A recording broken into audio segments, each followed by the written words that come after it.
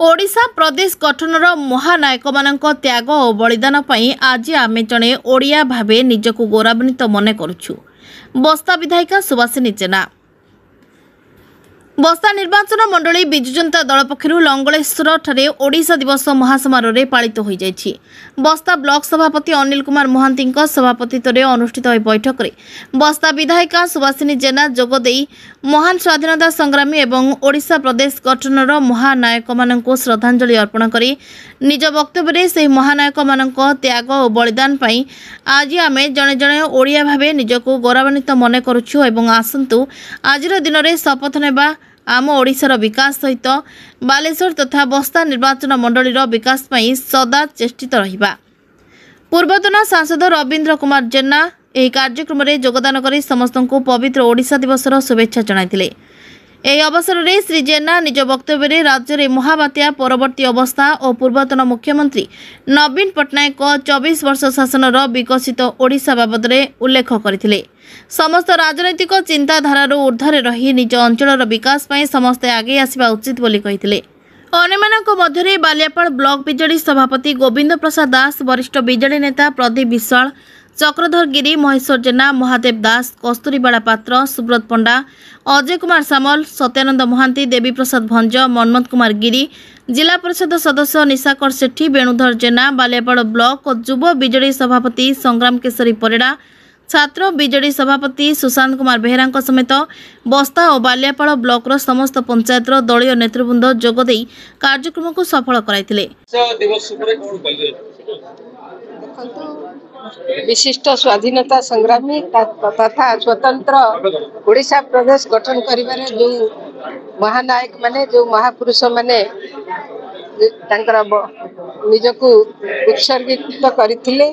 सर्वप्रथमे मुझे समस्त को मोर भक्ति श्रद्धांजलि जनइबा संगे संगे निजको गौरवान्वित मने करुछि। तांकर दायाद हिसाब रे मु जने ओडिया हिसाब रे बहु मात्रा रे गर्वित मने करुछि। आज समग्र ओडिशा कहीं भारत वर्ष सर्वोपरि पृथ्वीर कोण अनुकोण रे जोठी जने ओडिया अछि से आज ओडिशा दिवस पालन करुछि।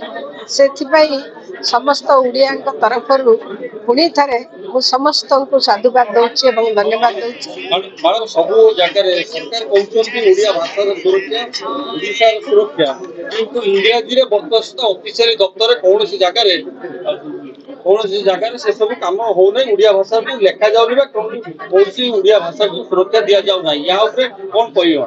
देखंतु मातृभूमि मातृभाषा रो ममता जाहृदय जन्मी नाही ताकू जदि ज्ञानी गणरे गणिबा अज्ञानी रहिबे कहीं ताकू आखि आगरे रखी आसंतु आमे परस्पर को कादुओ फिंगा फुंगी न है कि समस्ते एकाठी हबा एवं आम जाति प्रीति समस्त हृदय रे जागृत करैबा एवं आम छुआ मानकू जो माने आमे समस्त मु कहूनी इंग्राजी मीडियम रे पढ़ेबा खराब बोली इंग्राजी जो माने पढ़ुचंती आमे घरे मध्य छुआ मानकू ओडिया पढ़ेबा।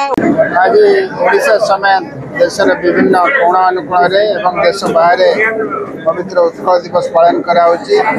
ओडिशार माननीय पूर्वतन मुख्यमंत्री श्री नवीन पट्टनायक आह्वान क्रमे ओडिशार 147 निर्वाचन मंडल मध्य एभली कार्यक्रम कराଯାଉଛି। आज आम बस्ता निर्वाचन मंडली रे लंगलेश्वर ठारे उत्कल दिवस पालन करछु। आपण माने देखि पार्थिबे लोकन भितर किभली भाबरे उत्साह अछि।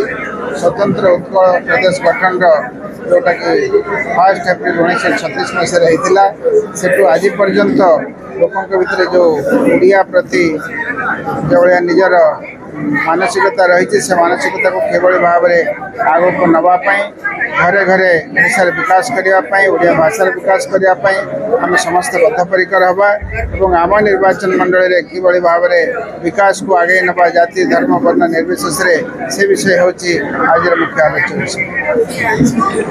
बालेश्वर जिला बालियापाल ज्योतिरंजन पट्टायत को रिपोर्ट सूर्यालोक मीडिया। आमर एपरी रोचक खबर देखा आम चैनल सूर्यालोक को अधिक लाइक शेयर और सब्सक्राइब करंतु।